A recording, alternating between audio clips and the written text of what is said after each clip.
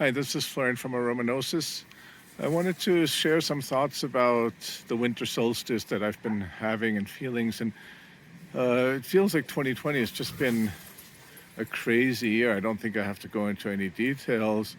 And throughout this, I feel early on we did a Zoom presentation, The Alchemy of Fear, but from the beginning I felt there was an opportunity in this, and it's not in a sort of egoic way, but sort of the shadow of the crisis is the gift. In the shadow of the trauma is the gift. And so the question is, what is the gift and how can we transform it? And a few weeks ago, I feel like I wrote a blog post on enantiodromia and things turning into their opposite. And that's exactly what's actually happening with the winter solstice. The days have been getting shorter, the nights have been getting longer.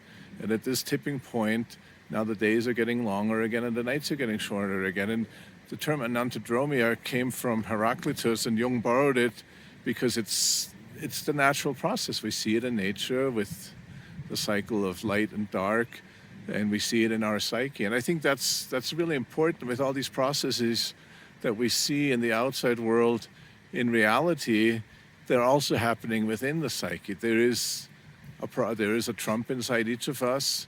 There's something dying inside each of us, and we can either sort of be swept up by that, be possessed by that, saying, oh, everything's horrible, everything's terrible, or we can go into our heart awareness, that's the alchemical vessel really, and examine and allow these feelings and worries and egoic thoughts to be alchemically transformed. And every alchemical stage is unpleasant because each of them changes and destroys the ego in some way. And so that's why I find the alchemical stages so helpful, because it provides that framework for coping with these challenging processes. I think the alchemical processes have really helped me in looking at the past. And a lot was dying in the world this year, a lot of mortificatio, and there's also the separatio. In a way, the operation of separatio has to do with enantiodromia, of our awareness shifting, things turning into their opposite. Things that we thought weren't important become really important,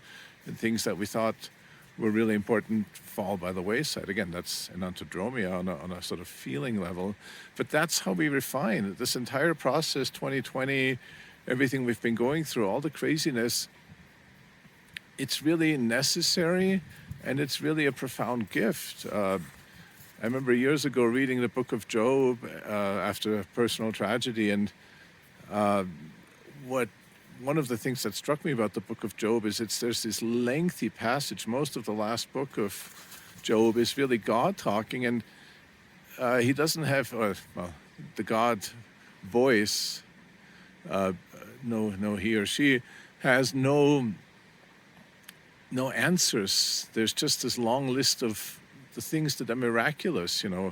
Were you there when I created the heavens and the earths, and all these things where I think the God voice is just as confused and befuddled by all the craziness that's going on. This is the culmination after Job has been through terrible hardships and complained, and his friends have given him these egoic, superficial answers, and even the angels have given him egoic answers. And then what it really is that awe at the mystery. I was just writing to an acquaintance last night, what's so special about these really long nights about winter is that we go outside and we feel the cold in our skin, and the cold and the dark in our skin are really that visceral reminder of the awe at the mystery of it. Stephen Jenkinson talks a lot about that, but that's what we're being reminded. We're being reminded to surrender to feeling, to surrender to the darkness, to surrender to the cold, not to have all the answers, not to know how it's going to turn out, but just to surrender to the mystery.